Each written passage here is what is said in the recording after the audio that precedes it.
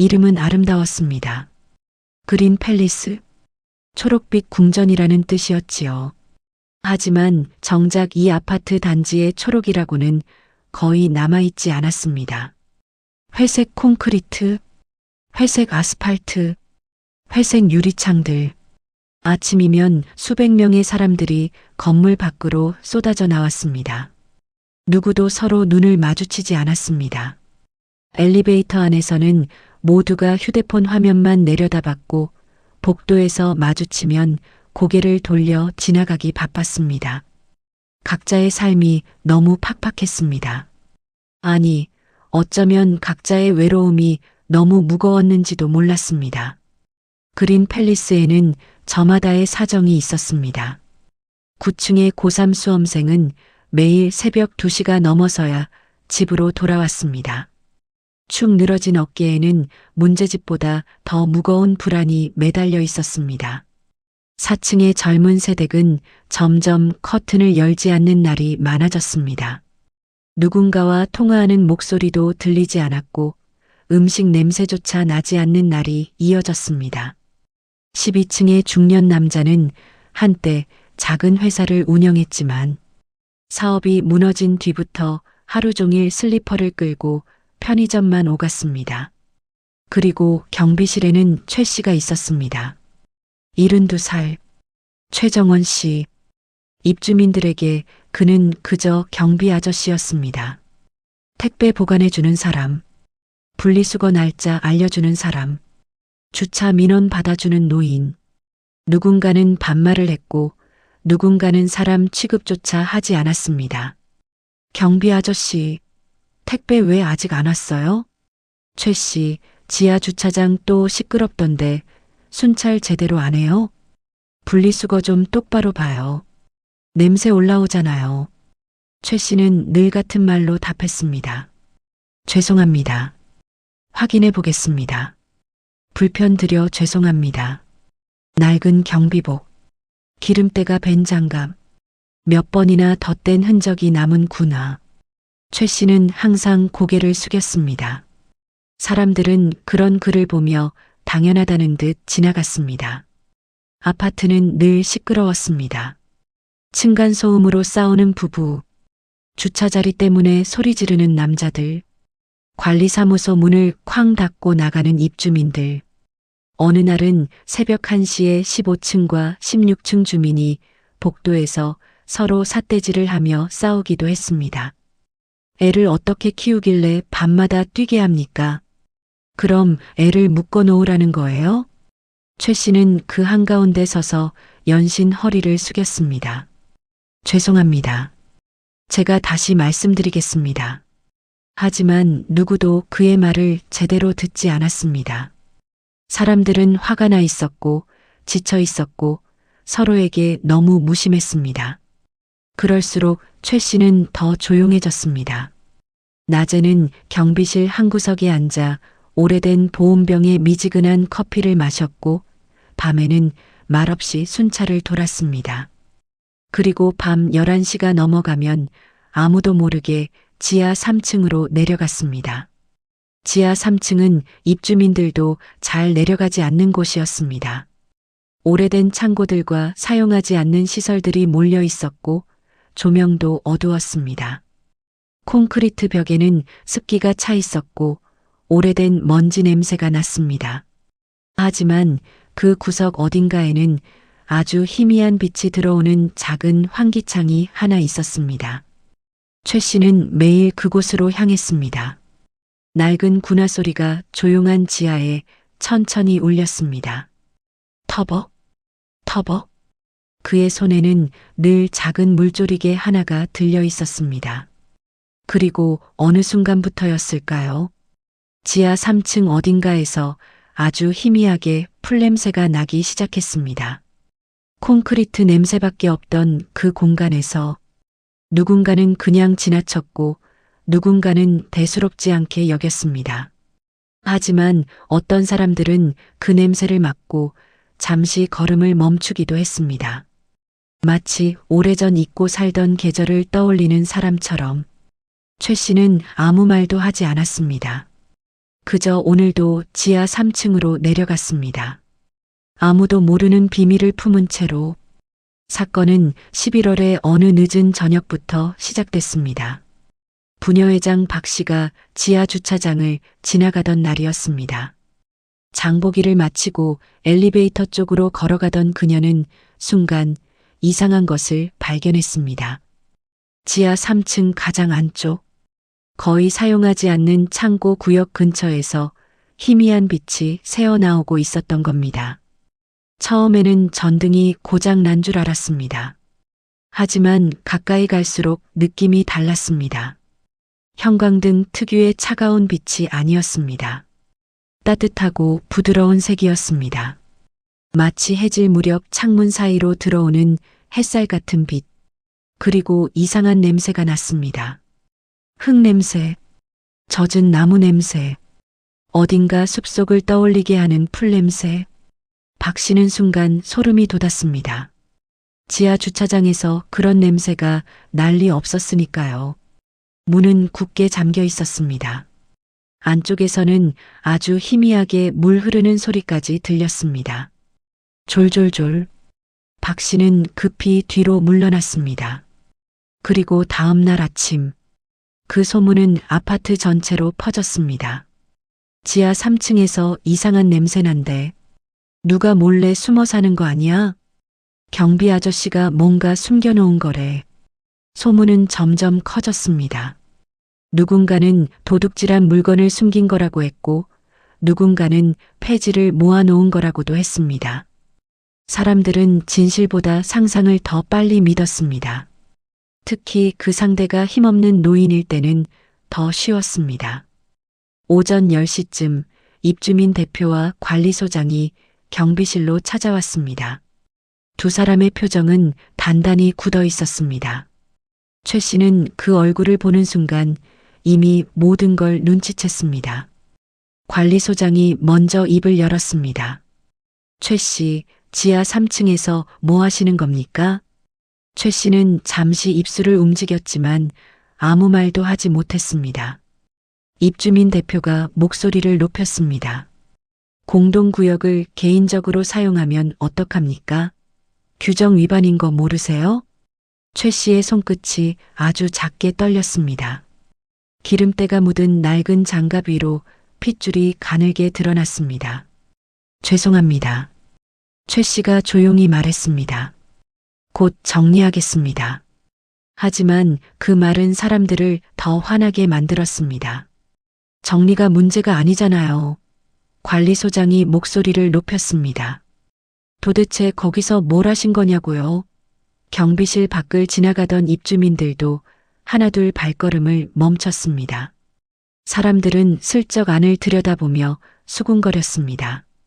무슨 일 있나 봐. 지하에서 뭘 키운다던데? 원래 좀 이상한 사람 아니었어? 최 씨는 아무 말도 하지 않았습니다. 그저 고개를 숙인 채 서 있었습니다. 관리소장이 한숨을 쉬며 말했습니다. 최 씨, 솔직히 말씀드릴게요. 입주민들 불안해합니다. 오늘 안으로 전부 치우세요. 그리고 사유서 작성하시고요. 최 씨는 천천히 고개를 끄덕였습니다. 알겠습니다. 그게 전부였습니다. 해명도 하지 않았고 변명도 하지 않았습니다. 입주민 대표가 경비실 문을 열고 나가며 중얼거렸습니다. 나이 드신 분이 왜 이런 일을 벌이는지 모르겠네. 그 말이 경비실 안에 오래 남았습니다. 최 씨는 한동안 그대로 서 있었습니다. 밖에서는 택배 차량이 들어오는 소리가 들렸고 아이들 웃음소리도 희미하게 들렸습니다. 하지만 이상하게도 경비실 안은 너무 조용했습니다. 최 씨는 천천히 의자에 앉았습니다. 낡은 군화 끝에는 흙이 조금 묻어 있었습니다. 그 흙은 지하 3층에서 묻어온 것이었습니다. 최 씨는 손바닥으로 군화 끝을 천천히 문질렀습니다. 마치 무언가를 지우려는 사람처럼. 점심시간이 지나자 소문은 더 커졌습니다. 입주민 단체 채팅방에는 온종일 지하 3층 이야기만 올라왔습니다. 관리비로 운영하는 공간을 개인이 쓰는 건 문제 아닌가요? 혹시 위험한 거 키우는 거 아니에요? 애들 있는 아파트에서 불안해서 못 살겠네요. 누군가는 CCTV 확인을 요구했고, 누군가는 당장 경찰에 신고해야 한다고 했습니다. 하지만 그 누구도 최 씨에게 직접 이유를 묻지는 않았습니다. 사람들은 이미 답을 정해놓고 있었기 때문입니다. 오후 늦게 최 씨는 혼자 지하 순찰을 돌았습니다. 아무도 없는 복도, 희미하게 깜빡이는 형광등. 그는 천천히 지하 3층 문 앞에 멈춰 섰습니다. 손잡이에 손을 올렸지만 쉽게 문을 열지 못했습니다. 잠시 뒤 최 씨가 아주 작게 한숨을 내쉬었습니다. 그리고 문을 열었습니다. 문틈 사이로 따뜻한 공기가 천천히 흘러나왔습니다. 그리고 그 안에는 아무도 몰랐던 또 다른 세상이 숨쉬고 있었습니다. 최정원 씨가 처음 꽃을 만난 건 12살 때였습니다. 강원도 깊은 산골 마을. 비가 갠 여름날이었습니다. 할머니 손을 붙잡고 산길을 오르던 어린 최정원은 바위 틈에 피어있는 작은 야생화를 발견했습니다. 보랏빛 꽃이었습니다. 손바닥만 한 크기였지만 이상하게 눈을 뗄 수가 없었습니다.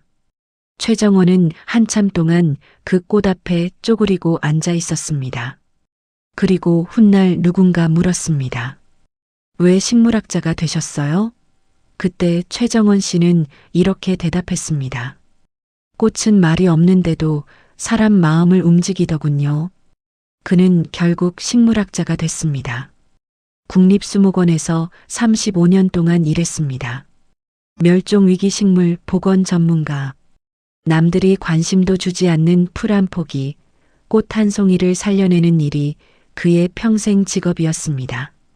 산불로 사라진 희귀 식물을 다시 살려내기 위해 몇 년씩 연구하기도 했고 전국산을 돌아다니며 씨앗을 모으기도 했습니다. 동료들은 그를 꽃박사라고 불렀습니다. 하지만 최정원 씨는 그런 별명보다 흙 묻은 손을 더 좋아했습니다. 식물은 사람보다 단순했습니다. 정성을 주면 살아났고 관심을 끊으면 시들었습니다. 거짓말도 하지 않았고 뒤에서 상처 주는 말도 하지 않았습니다. 그는 평생 꽃과 나무 사이에서 살았습니다. 그리고 정년퇴직이 찾아왔습니다. 갑작스러웠습니다. 매일 아침 가야 할 숲이 사라졌고 연구실도 없어졌고 함께 식물을 돌보던 사람들도 떠났습니다. 자식들은 도시로 올라오라고 했습니다. 아버지 혼자 시골에 계시면 위험해요. 결국 그는 도시로 왔습니다. 그리고 그린 팰리스 경비원이 됐습니다. 처음 도시 생활은 견디기 힘들었습니다. 창문을 열어도 흙냄새 대신 자동차 냄새가 들어왔고 새소리 대신 경적 소리가 들렸습니다. 아파트 사람들은 바빴고 아무도 서로를 보지 않았습니다. 최 씨는 점점 말이 없어졌습니다. 밥맛도 사라졌습니다. 새벽에 눈을 떠도 일어날 이유가 없었습니다. 그러던 어느 날이었습니다. 지하 순찰을 돌던 최 씨는 지하 3층 구석에 작은 환기창을 발견했습니다. 오후 4시쯤이 되면 딱 2시간. 아주 희미한 햇빛이 그 창으로 들어왔습니다. 최 씨는 그 자리 앞에 오래 서 있었습니다. 그리고 본능처럼 알았습니다. 여기라면 살릴 수 있겠구나. 처음에는 버려진 화분 하나였습니다. 아파트 화단 옆 쓰레기 더미에 버려져 있던 행운목. 잎이 누렇게 말라가고 있었습니다. 최 씨는 그 화분을 몰래 지하 3층으로 가져왔습니다. 흙을 다시 갈고 죽은 뿌리를 정리하고 조심스럽게 물을 줬습니다. 며칠 뒤 말라 죽어가던 줄기 끝에서 아주 작은 새잎 하나가 올라왔습니다. 최 씨는 그 새잎을 한참 바라봤습니다. 눈이 뜨거워졌습니다.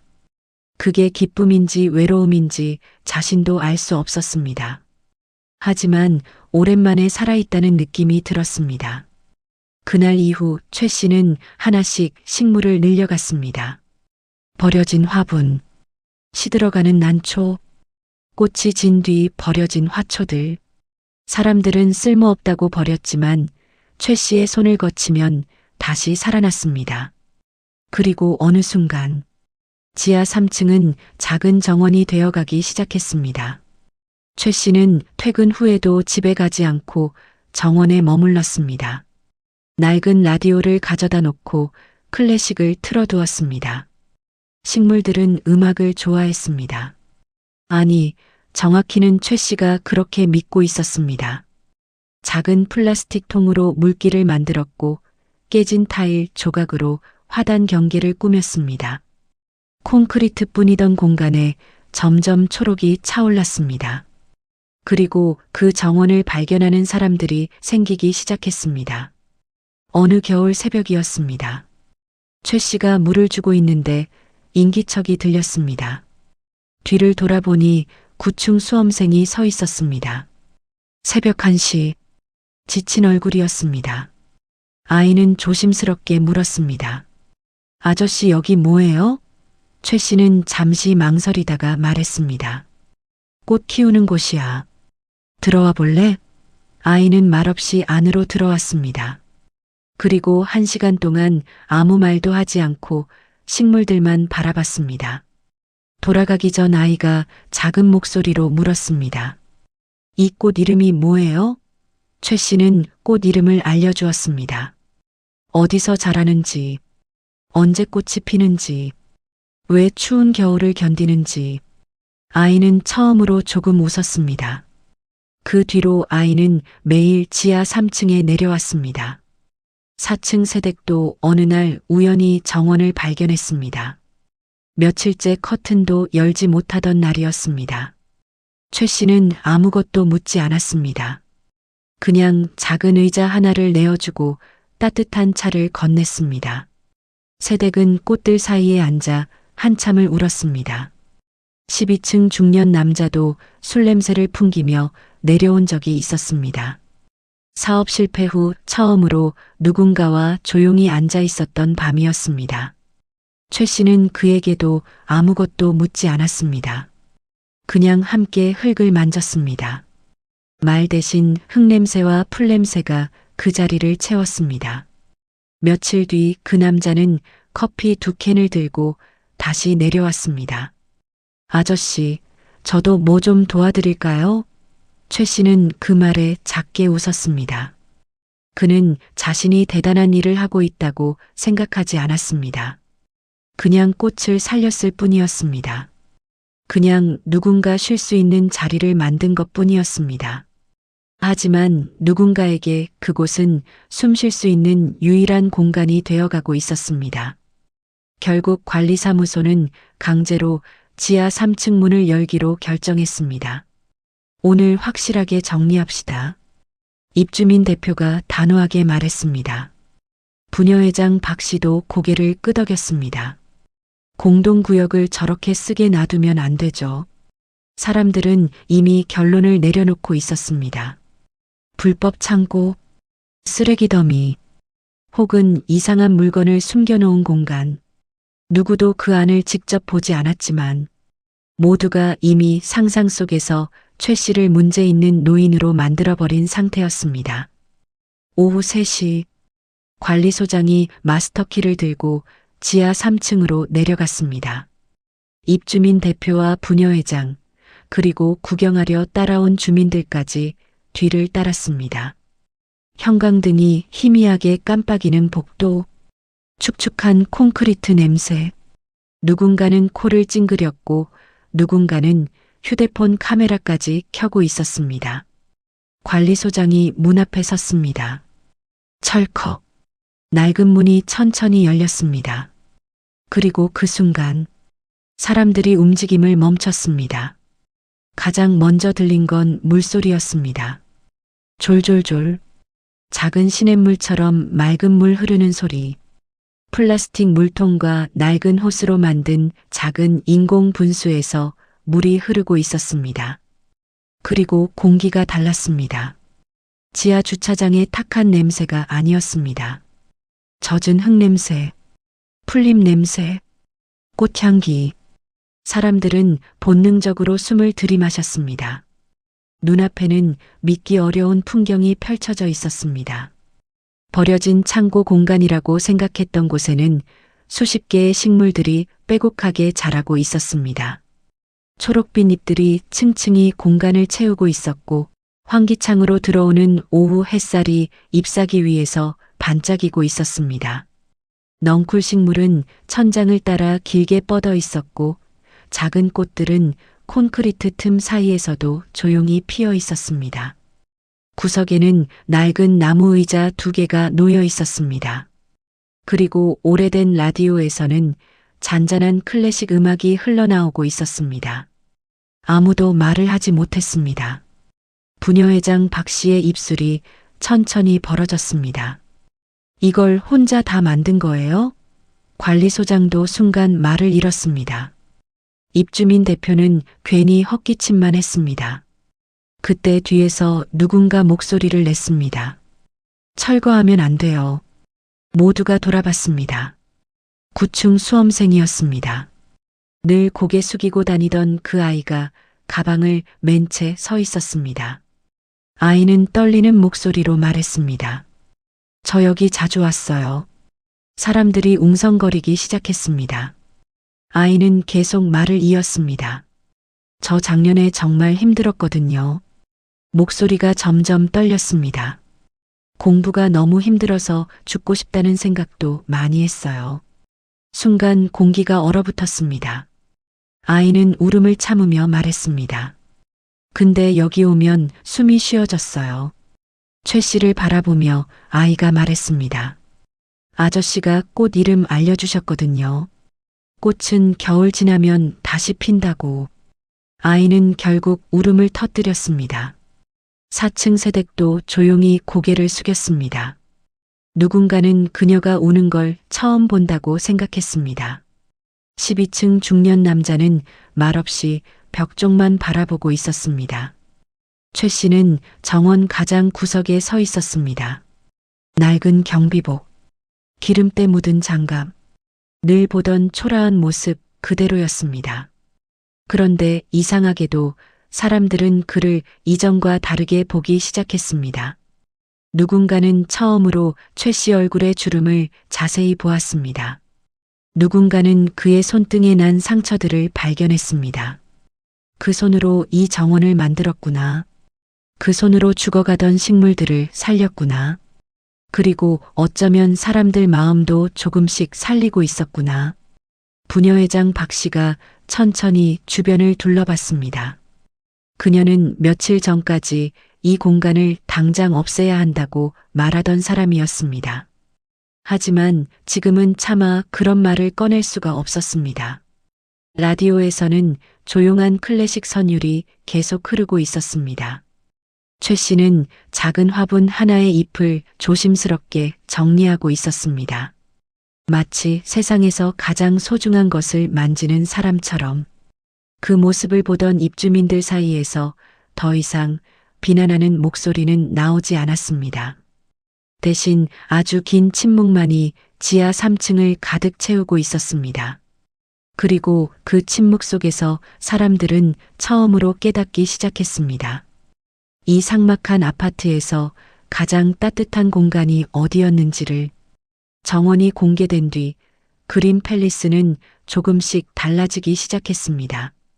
처음에는 다들 어색했습니다. 며칠 전까지만 해도 철거해야 한다고 말하던 공간이었으니까요. 하지만 이상하게도 사람들의 발길은 자꾸 지하 3층으로 향했습니다. 퇴근길에 잠깐, 잠이 오지 않는 밤에 잠깐, 사람들은 조용히 정원에 내려와 의자에 앉아 있다 올라갔습니다. 누구는 말없이 꽃만 바라봤고 누구는 한참 동안 물소리를 듣다 돌아갔습니다. 신기하게도 그 공간에서는 큰 소리가 나지 않았습니다. 며칠 뒤 입주민 회의가 열렸습니다.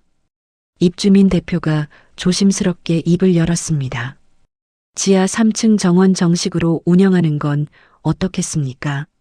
잠시 정적이 흘렀습니다. 그러다 한 사람이 손을 들었습니다. 4층 세대기였습니다. 저 찬성할게요. 그 뒤로 한 명씩 고개를 끄덕이기 시작했습니다. 9층 수험생 어머니도 말했습니다. 우리 애가 요즘 처음으로 웃어요.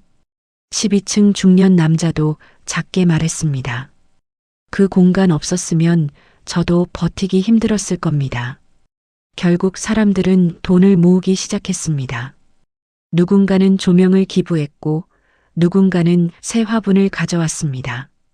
관리사무소는 오래된 환풍기를 새 것으로 교체해 주었습니다. 그리고 한 달 뒤 지하 3층에는 작은 팻말 하나가 세워졌습니다. 그린 팰리스 실내 정원 최 씨는 여전히 경비복을 입고 다녔습니다. 새벽이면 분리수거를 정리했고 택배를 옮겼고 밤이면 순찰을 돌았습니다. 하지만 달라진 것이 있었습니다. 사람들이 먼저 인사하기 시작한 겁니다. 안녕하세요, 선생님. 아이들은 지나가다 최 씨 손을 붙잡았고 주민들은 음료수를 하나씩 건네고 갔습니다. 예전에는 이름 대신 경비 아저씨라고 부르던 사람들이 이제는 조심스럽게 그의 이름을 불렀습니다. 최 선생님. 어느 날 저녁 9층 수험생이 귤 한 봉지를 들고 경비실로 찾아왔습니다. 선생님, 저 이번 모의고사 조금 올랐어요. 최 씨는 환하게 웃으며 귤을 받아들었습니다. 4층 세댁은 다시 창문을 열기 시작했습니다. 12층 중년 남자는 다시 넥타이를 메고 출근했습니다. 삶은 여전히 바빴지만 적어도 이 아파트에는 잠시 숨을 돌릴 공간 하나가 생겼습니다. 말없이 앉아 있어도 괜찮은 곳. 어느 봄날 오후였습니다. 최 씨는 지하 3층 정원을 돌보다가 작은 꽃 하나를 발견했습니다. 누가 심은 꽃이 아니었습니다. 어디선가 날아온 씨앗이 스스로 뿌리를 내린 것이었습니다. 이름도 모르는 작은 꽃. 최 씨는 한참 동안 그 꽃 앞에 앉아 있었습니다. 콘크리트뿐이던 지하 3층. 그 어두운 곳에서도 결국 꽃은 피어났습니다. 사람 마음도 어쩌면 그런 건지도 모릅니다. 조금의 햇빛, 조금의 관심, 그리고 누군가의 작은 다정함 하나. 그것만 있어도 사람은 다시 살아납니다. 우리는 서로를 너무 쉽게 지나칩니다.